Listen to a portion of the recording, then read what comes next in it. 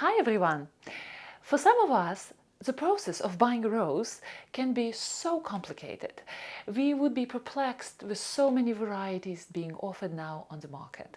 And for some of us, buying a rose can be very simple as going into the nursery and picking up a pot of a rose. So, is rose a rose or is rose not a rose? This is a question in this video.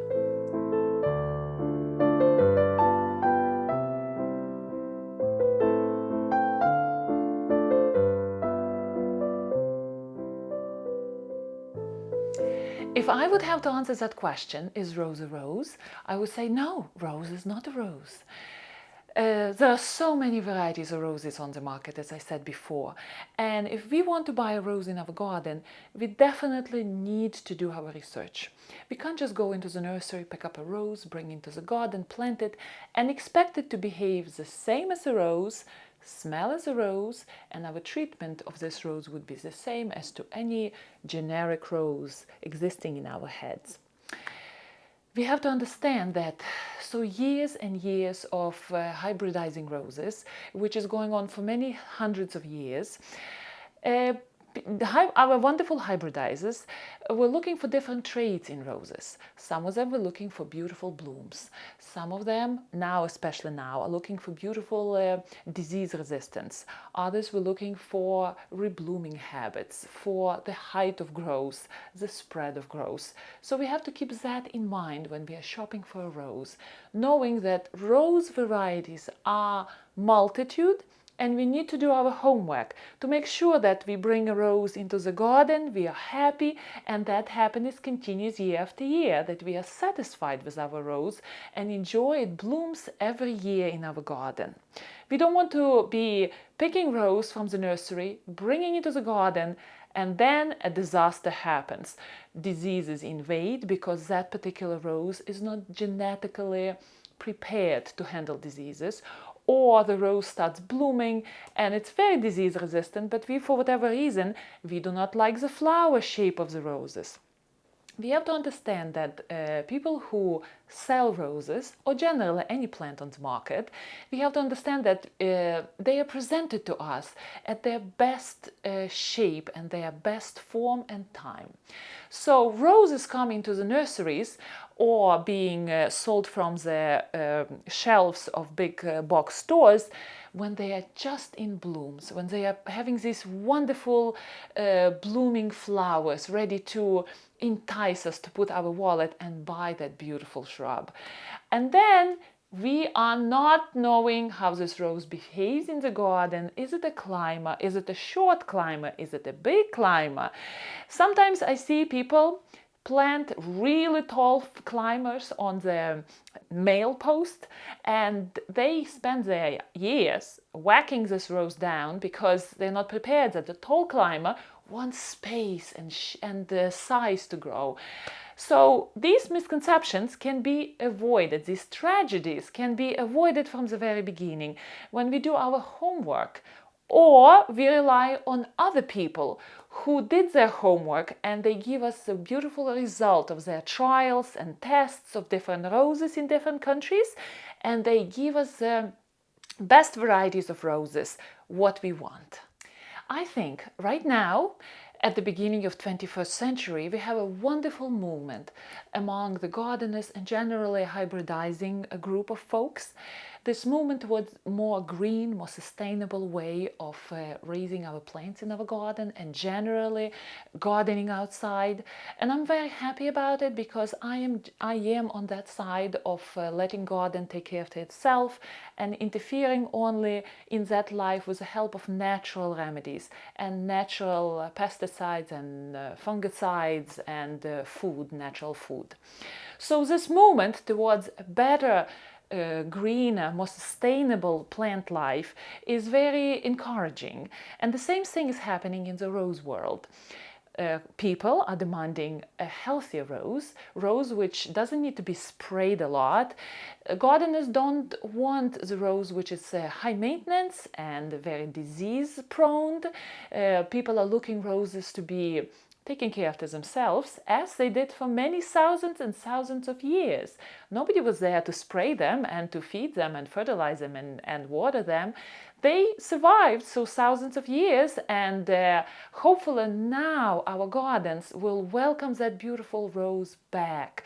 And roses wouldn't be treated as something separate from all other annuals and perennials, like it was in the second part of the 20th century. Roses were in rose beds, and they were on a strict regimen of spraying, feeding, fertilizing. They were not mingling with all other plants, because it's hard to take care of this rose when it is such a high maintenance and mingle it with other perennials or other shrubs and plants. Now I see a beautiful movement back, welcoming rose back into our garden, where rose will come into our perennial borders and will be disease resistant and happy plant. And the joy of rose is coming back. I can see it in gardening centers, where more and more disease-resistant roses are offered now on the market.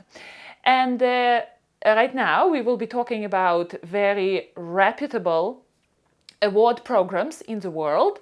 If we can't do the research ourselves, which would be too much to ask from an average gardener, we rely on other rose trials and award trials, which are held in the world in different countries, but the most prestigious one and the strictest one is the German award, the German award ceremony or trials, let's put it this way, ADR. And roses are tried during this trial time very vigorously. No pesticides, nothing is used on them. They are taking care of themselves, and they are very strictly monitored by very knowledgeable staff, so the results are very scientific. And roses, which make through this very vigorous several-year trial, are awarded the ADR award. They can be sold with that award. So if you see ADR award rose, you almost know that this rose went through a very vigorous trials in Germany. There are, I believe there are 11 different sites, trial sites in Germany, in different climates, altitudes, and different roses are tried in different conditions for, I believe, 4 years.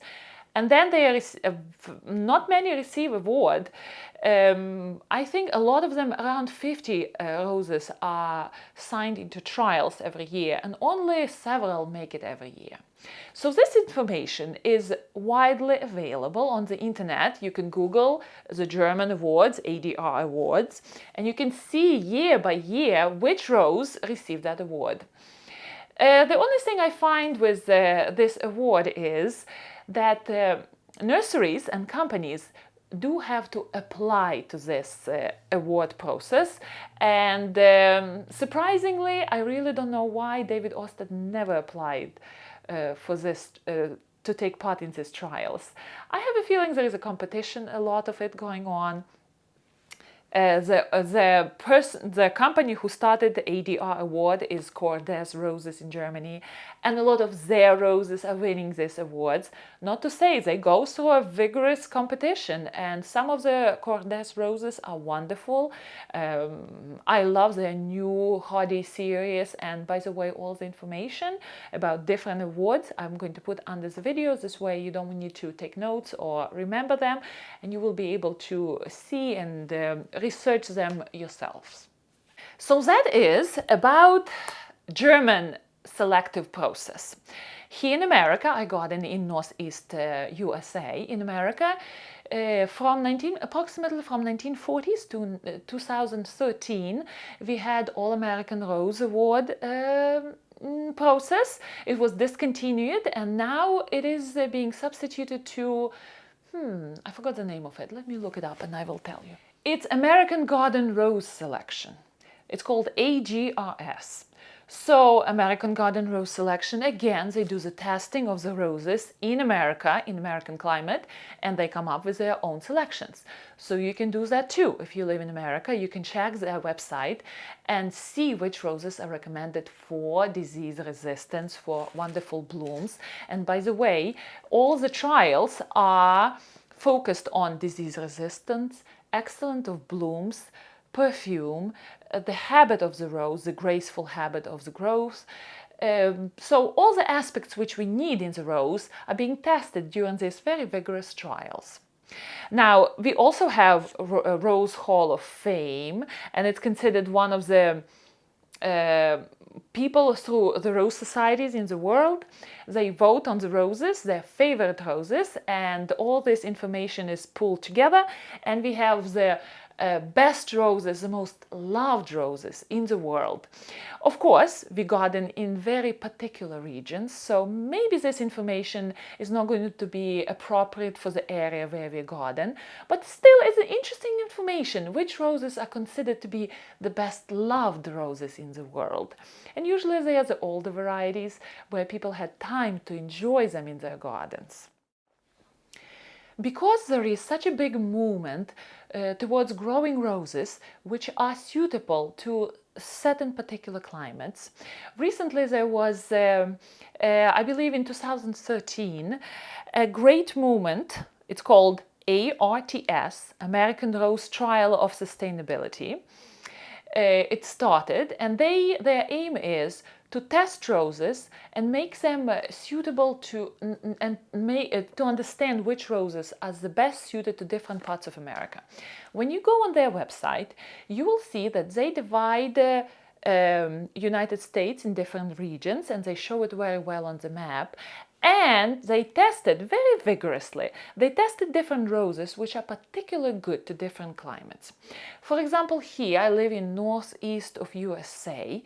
We have very cold, snowy winters. We have very hot summers, and the biggest thing for us is black spot. Nothing else.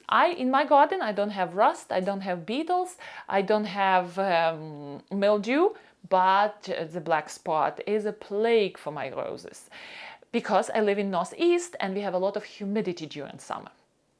And this American Rose Trials of Sustainability website, you can easily find them on the internet. They give you a selection of roses particularly suited for different parts of USA, which is very helpful, right? You can go there. If you don't want to spend a lot of time with your rose, you definitely want something which will give you a satisfaction of blooms, and especially when you're the beginning gardener, you don't want to make that vital mistake of neglecting your rose, and rose would not be able to take care of itself. Maybe you want to look into these hardy, very disease-resistant roses, which will take care of themselves in your garden, and you will enjoy their blooms. Now, you have to also ask yourself, it is a very important question, what do you want from your rose? What are you ready to tolerate, or what you're not ready to tolerate? For example, me, I love the beauty of the old rose, old garden roses which existed before the first hybrid tea was being introduced to our gardens. La France rose in 1867. I like roses before that. I like the charm of the old rose, the scent of the old rose. And we have to keep in mind that hybridizers, when they particularly want a certain trait in the rose, in order to achieve that trait, they can lose another one. So a lot of hybrid teas, because they are so long-living in the vase, because they have that wonderful cupped shape which many hybridizers were looking for, because they are perfect St. Valentine's bouquet flowers and display flowers, they don't have a scent. So down the road, that's not my rose. I love a wonderful scent. I love the beautiful old shape, the charming old garden rose. And because I like that rose, I'm willing to compromise a little bit on disease resistance, on disease sensitivity of the rose. I don't want to have a totally disease resistant rose, but it's a landscape rose, which is taking care of itself, but it doesn't have a really beautiful scent or a really particularly beautiful flowers. So again, it's up to you what you want in your garden. Some gardeners want totally disease-resistant plants, but there would be a sacrifice on the beauty of the flowers. I particularly like David Austin roses because they're so beautiful, they're so charming. They have a character of that old rose. And now, in his latest developments, David Austin's son now is introducing new roses. Well, it's always was that way. Every year, David Austin introduces new roses in the garden, in the market, and they're becoming healthier and healthier. So the newer varieties of David Austin are very healthy and very beautiful, and very often they have a very charming scent. So those roses are for me. Again, they can be not for everybody. One more source of information can be a very useful source of information for beginner gardeners would be the collection of roses which were bred by Dr. Griffith Buck. He was a professor at Iowa University, and he came up with approximately 90 varieties of roses. You know, Iowa's winters can be kind of harsh. So he planted out several varieties of roses without any winter protection. And whichever roses survived, that was the base of his hybridizing efforts, during which he came up with 90 varieties of roses, which are highly disease resistant and very hardy. So they're very good for folks who garden in cold climates with very cold winters. So again, I have all this information under the video. This way you can look into his roses, Dr. Buck roses, and see they're very readily available around because they're so easy to take care after. And you can look into those roses too. So what do you think? Is rose a rose? A rose is not a rose. I think that rose is not a rose. There are so many different varieties to choose from, and we have to be prepared when we go to the store to buy our rose into our garden, because we want to be happy many years in our garden, taking care of the rose and enjoying its blooms. So I hope you enjoyed this video. I will see you next time. Happy gardening!